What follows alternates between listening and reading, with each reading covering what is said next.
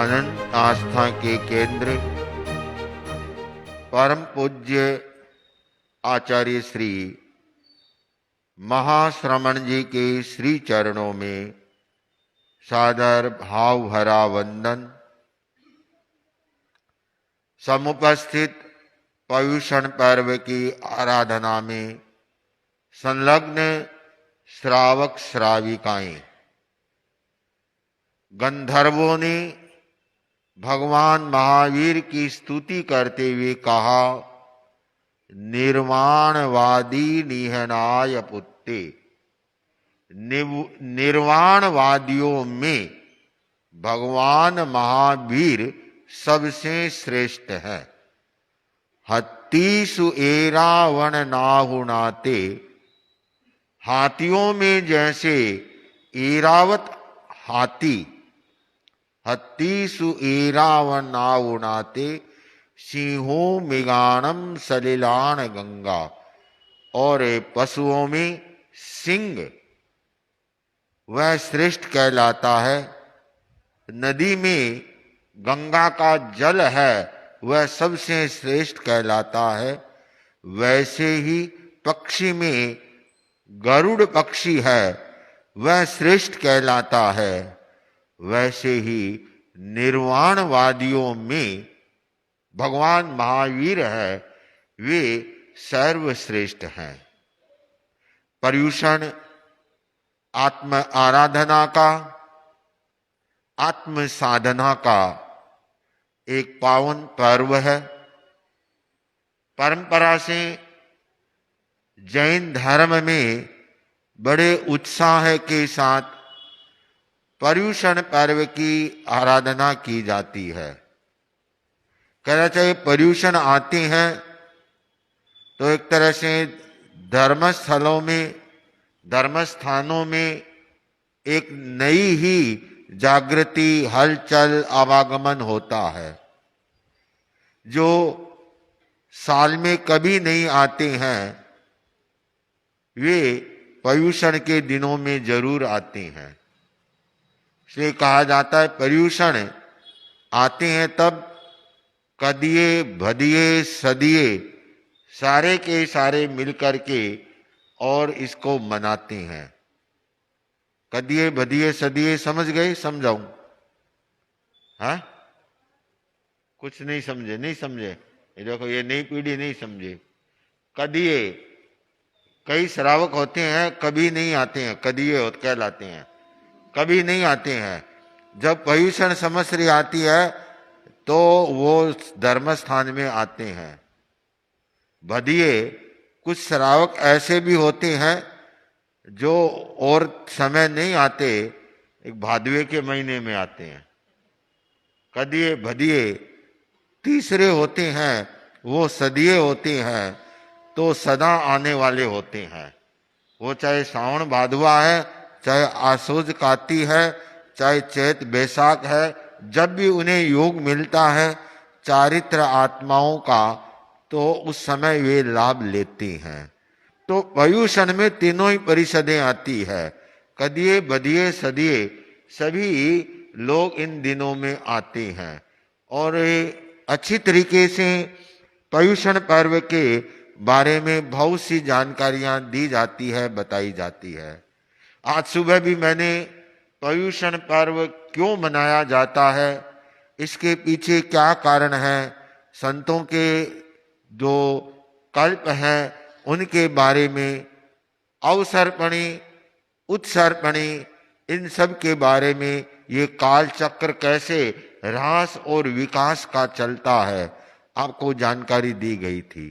उस जानकारी के मध्य में एक रह गया था, वह था भगवान महावीर के परंपरागत 27 भव सुनाए जाते हैं। तो मैं पहले जो सुबह अवशेष रह गए थे वहां से शुरुआत कर रहा हूं। भगवान महावीर का जीवन है वह बड़ा ही रोमांचकारी जीवन है, बड़ा ही प्रेरक जीवन है, बड़ा ही साहसपूर्ण उनका जीवन है। किस तरह से भगवान उपसर्गों में अडिग रहे उसकी एक कहना चाहिए कथाएं उस समय की या भगवान के जीवन की घटनाएं बड़ी रोमांचकारी घटनाएं हैं। तो भगवान महावीर का भव है यह तो 27वां है। इससे पहले के जो 26 भव और हैं वे पर्युषण के दिनों में और विशेषकर कहना चाहिए अपने 13 पंथ की परंपरा में ये सुनाए जाते हैं। सुनाने का तात्पर्य इतना ही रहता है कि जो आत्मा अंतिम तीर्थंकर बनने वाली थी लेकिन किए हुए कर्म है वो तो उन्हें भी भोगने पड़े। कर्मों के अनुसार सभी को परिणाम है, कर्मों का फल है वह भोगना ही पड़ता है।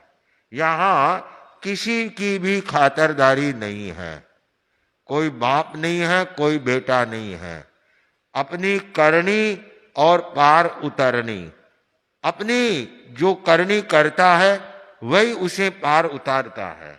तो किस तरह से भाव भ्रमण करते हुए, जन्म मरण करते हुए, ऊंच कुल नीच कुल में जन्म लेते हुए, कहना चाहिए अनेक गतियों में, चाहे ऐसे कह दूं चारों ही गतियों में भगवान की आत्मा है वह किस तरह से परिभ्रमण करती है उसका थोड़ा सा झलकियां है 27 भवों की, वे सुनाई जाती है।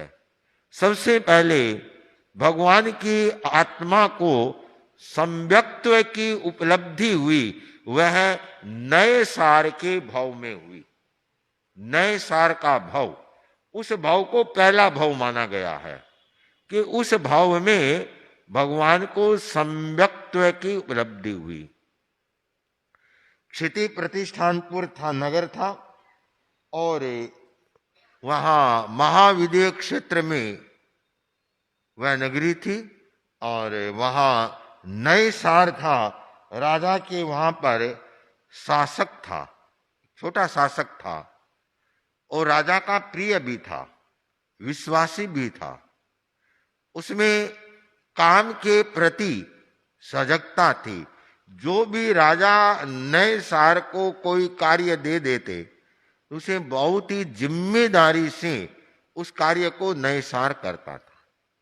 तो एक बार नए महल बने गए तो नए महलों में खिड़की दरवाजे आदि उपकरण सब चाहिए, फर्नीचर चाहिए, तो उसके लिए लकड़ियां चाहिए।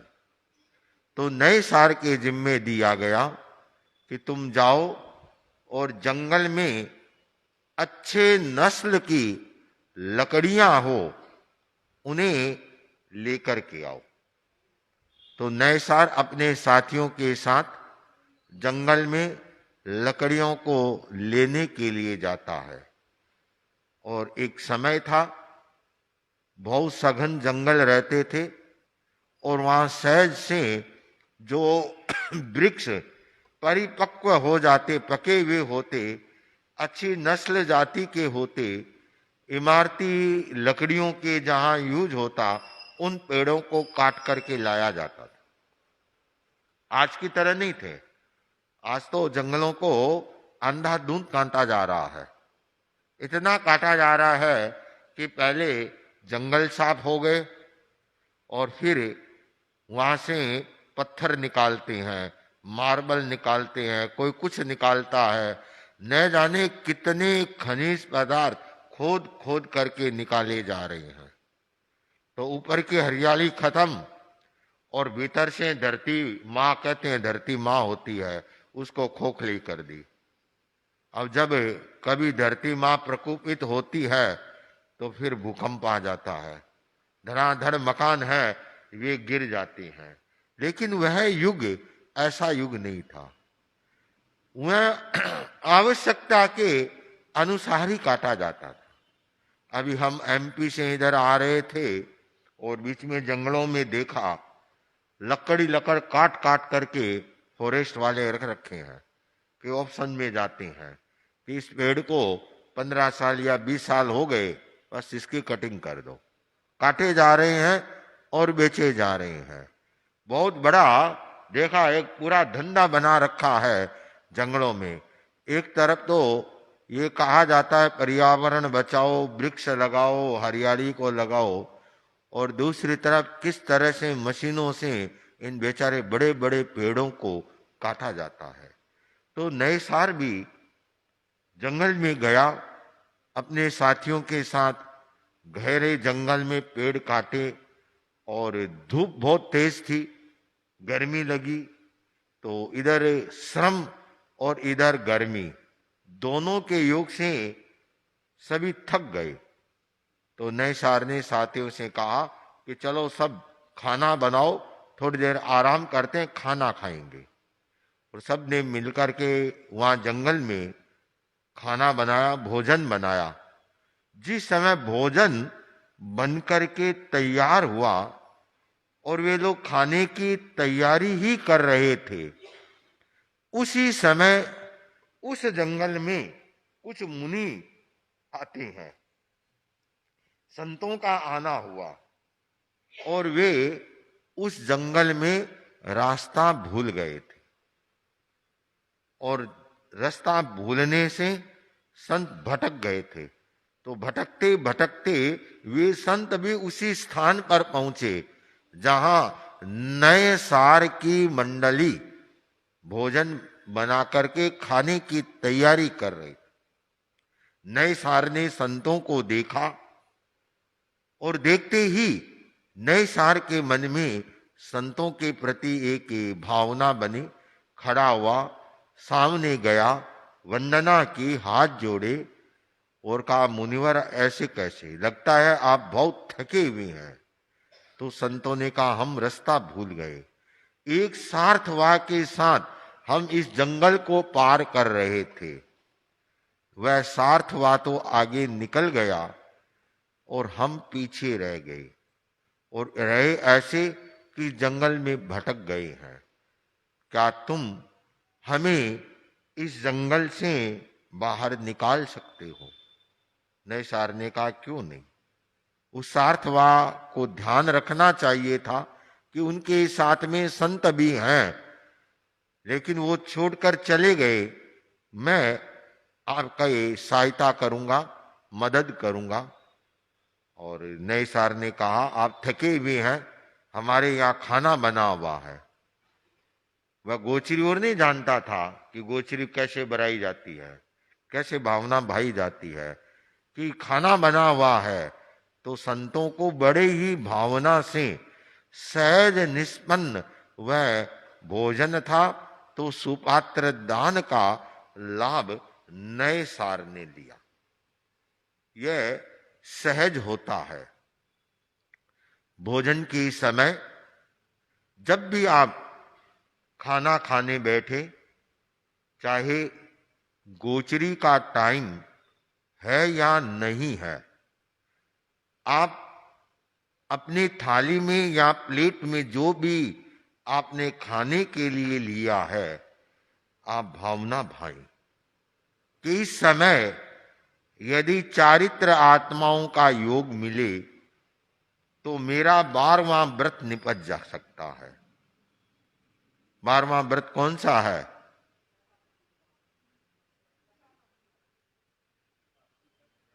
कौन सा है? श्रावक का 12 व्रत। हाँ हाँ, आज उपवास लगता है सबके, खाद्य संयम है ना। यथा संविभाग, मतलब संत आए तो सहज निष्पन्न वह भोजन संतों को बहराना। तो नए सार को एक बहुत अच्छा अवसर जंगल में मिला और उसने सुपात्र दान का लाभ लिया।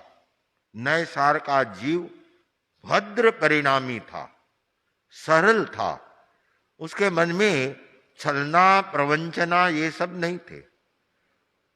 भोजन के बाद नए सार आगे हुआ और संतों को लेकर के चला और राजमार्ग पर लेकर आ गए। तब संतों ने नए सार से कहा, नए सार तुमने हमने इस जंगल से निकाला है, एक रास्ता हम भी तुमको बताते हैं, इस जन्म मरण के जंगल से निकलने का। नैसार को धर्मोपदेश दिया। धर्म क्या है नैसार जानता नहीं था, और कहना चाहिए सम्यक्त्व का स्पर्श वह बहुत समय तक टिका नहीं सम्यक्त्व है, लेकिन नैसार की आत्मा को वहां सम्यक्त्व की प्राप्ति होती है।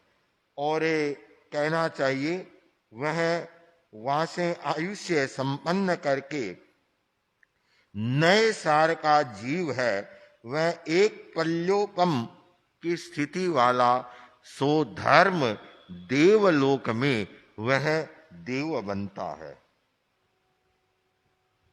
सो धर्म देवलोक का आयुष्य, इतना लंबा आयुष्य संपन्न करके तीसरे भाव में नए सार का जीव है, वह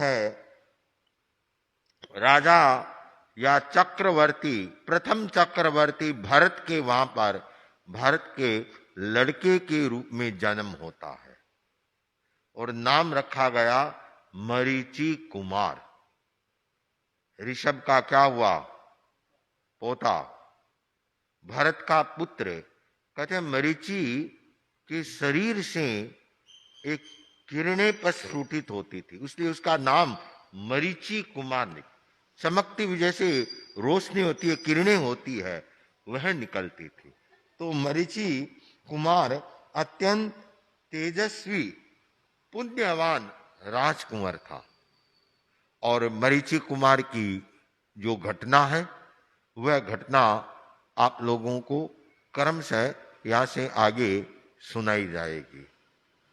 आज खाद्य संयम दिवस है। खाने के ऊपर इस चतुर्मास में अनेक बार आप लोगों को बताया गया है कि व्यक्ति को खाने का संयम रखना चाहिए। जो खाने का विवेक रखता है, संयम रखता है, तो वह अपने शरीर को बहुत अंशों में निरोग रख लेता है। या ऐसे कहूं, जो कम खाता है वह ज्यादा खाता है, और जो ज्यादा खाता है ना वो कम खाता है। क्या समझे? है? कम खाने वाला ज्यादा खाता है, ज्यादा खाने वाला कम खाता है। क्यों? कि जो ज्यादा खाएगा, जो पेटू होगा, तो भगवान के घर जल्दी जाएगा, तो कम खाएगा। और जो कम खाता है उसकी उम्र लंबी होगी, तो रोज खाने के लिए चाहिए, तो वह ज्यादा खाएगा। यह लॉजिक है। हमारे धर्म संघ में एक मुनि हुए हैं, शासन स्तंभ मुनि नथमल जी स्वामी। पुराने भाइयों ने दर्शन किए होंगे। और वे सुजानगढ़ में लगभग 15-17 वर्षों तक उनका स्थिर वास रहा था। जब मेरी दीक्षा हुई तब भी उनका स्थिर वास वहीं था, सुजानगढ़ में। और मेरे अग्रणी सुजानगढ़ जब भी जाते माजी को सेवा कराने, 15 दिन 20 दिन महीना सुजानगढ़ रहते। और प्रसिद्ध थे बाबजी महाराज, नथमल जी स्वामी नाम था, बाबजी महाराज के नाम से उस चौकड़ी में प्रसिद्ध थे। वृद्ध थे, वृद्ध अवस्था में दिन भर स्वाध्याय करते। संस्कृत और प्राकृत भाषा के मूर्धन्य विद्वान थे। और उनकी संस्कृत की रचनाएं आज भी साधु साध्वियां पढ़ने के काम में लेते हैं। आगमों के और तत्व ज्ञान के बहुत गहरे ज्ञाता थे। अपनी जिंदगी में बारीक से बारीक अक्षर पढ़ते, कभी भी यह चश्मा नहीं लगाया, वृद्ध अवस्था में भी। हाँ, 2 महीने आंखों का प्रयोग करते थे, वो भी हमने देखा है। एक एक महीने तक। जब आसोस का महीना आता और चैत का महीना आता तो त्रिफला के पानी से वे आंखें धोते थे, केवल त्रिफला का पानी। तो उससे उनके आंखों की रोशनी थी बराबर थी। एक बार आहार करते, एक बार एकासन करते। एक बार मुनिश्री हम लोग गए हुए थे, कहा समेरा मेरे को तो पता नहीं था कि मेरी उम्र इतनी लंबी है, मैं तो यहाँ सुजानगढ़ में बैठ गया, तुम लोग तो विचरते हो, जगह जगह जाते हो, काश मैं भी कुछ वर्षों तक और विचरण कर लेता। ये उनकी भावना थी। एकासन करते, और एकासन में ऐसे नहीं कि भर पेट कर खाए, नहीं, 7 द्रव्य थे, 7 द्रव्य पानी सहित, पानी सहित।